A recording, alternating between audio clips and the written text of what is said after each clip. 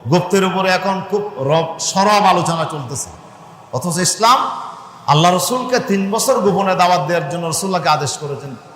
যেহেতু ইসলামের বিজয়ের জন্য, ইসলাম আসছে বিজয়ী হওয়ার জন্য, ইসলাম আসছে ক্ষমতায় আরোহণের জন্য, কিন্তু রসুল্লাহকে 3 বছর পর্যন্ত আল্লাহ তাআলা প্রকাশ্যে দাওয়াত দিতে বারণ করেছেন যে আপনি আগে গোপনে আপনি দাওয়াত দেন, কিছু মানুষ আপনি রেডি করেন, তারপরে প্রকাশ্যে কথা বলবেন, যেন আপনার শক্তি সঞ্চয় হয়, যেন আপনাকে আর ওরা আপনার শেষ করে দিতে না পারে।